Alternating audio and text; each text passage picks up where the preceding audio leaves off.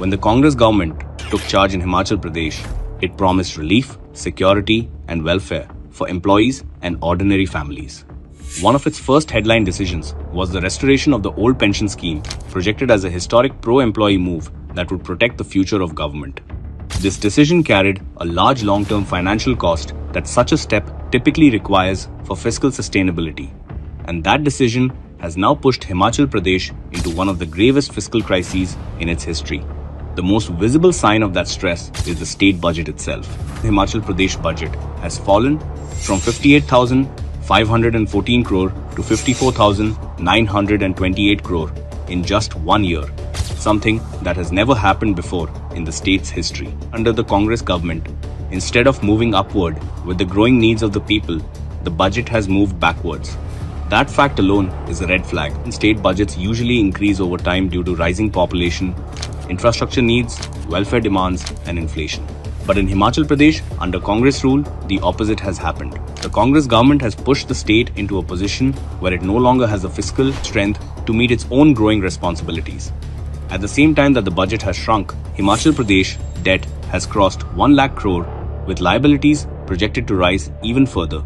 The debt to GSDP ratio is moving beyond 40%, heading toward 50%, which means the state is becoming increasingly dependent on borrowing just to stay afloat. This mounting crisis has forced the state to seek additional support from the centre and the RBI, including special packages and borrowing relaxations. This is the direct outcome of Congress's Khatta-Khat freebie model. In 2024, for the first time in the state's history, nearly 2 lakh government employees and around 1.5 lakh pensioners did not receive their salaries and pensions on time. And when a government begins delaying salaries and pensions, the crisis is no longer hidden in budget documents.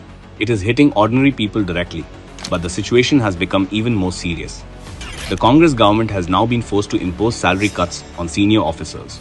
Top officials such as the Chief Secretary, the DGP, and the Principal Chief Conservator of Forests are facing salary cuts of 30%.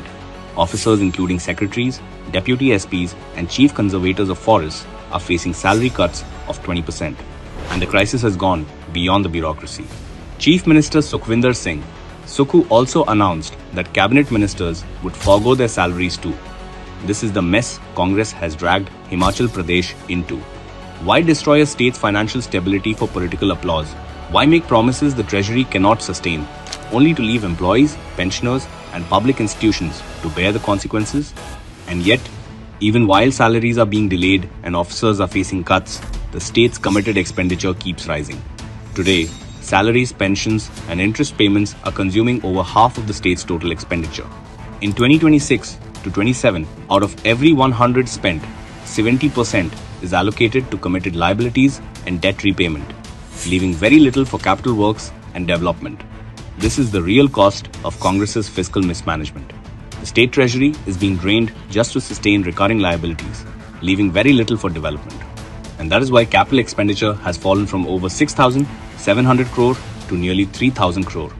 And even after all this financial strain, the welfare delivery itself is failing.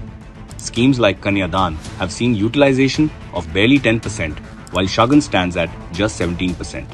So, after all the slogans and all the guarantees, Himachal Pradesh has been left with a shrinking budget, rising debt, stalled development, delayed salaries, and a government under fiscal strain, which will take years for the state and its people to recover. This is what happens when public finance is sacrificed for a do theatrics, and Himachal is now paying the price for it.